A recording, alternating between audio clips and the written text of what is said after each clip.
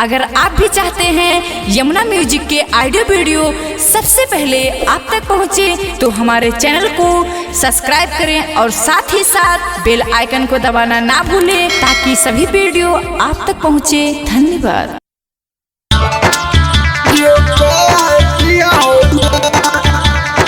माँ Vaishno recording studio Delhi Raxaul.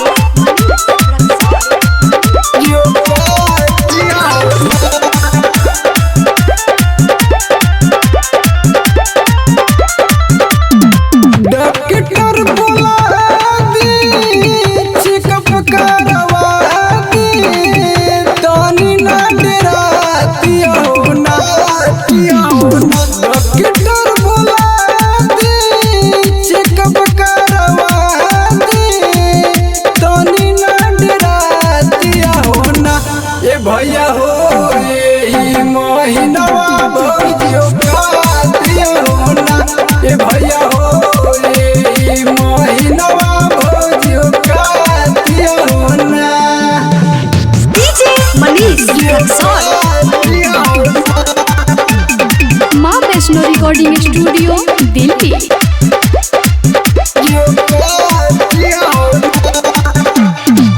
नैहर से आइल बिया सब खेल खेल के, तू ही बताव भैया पकड़ाइल रहे खेत में, पकड़ाइल रहे खेत में।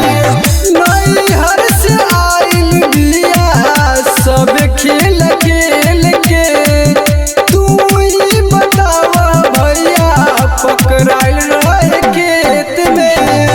बेइज्जती करवाइला सब खेल कइला, तनी ना शर्मातिया हो ना, ए भैया हो ए महीना भौजियो का दिया हो ना, ए भैया हो ए महीना भौजियो का दिया हो ना।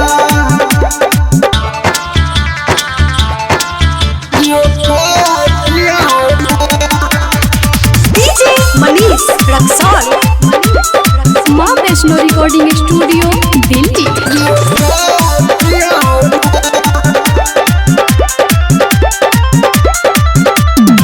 पुजारी दिलीप जामिल रखत तनी समझा के, शंकर के रखल बिया बेइज्जती करवा के, बेइज्जती करवा के।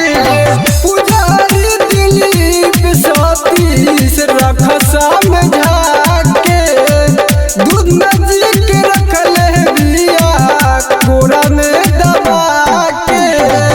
इज्जत डुबाइला सबे खेल कइला, तनी ना शर्मातिया हो ना, ए भैया हो ए महीना भौजियो का दिया हो ना, ए भैया हो ए महीना भौजियो का दिया हो ना।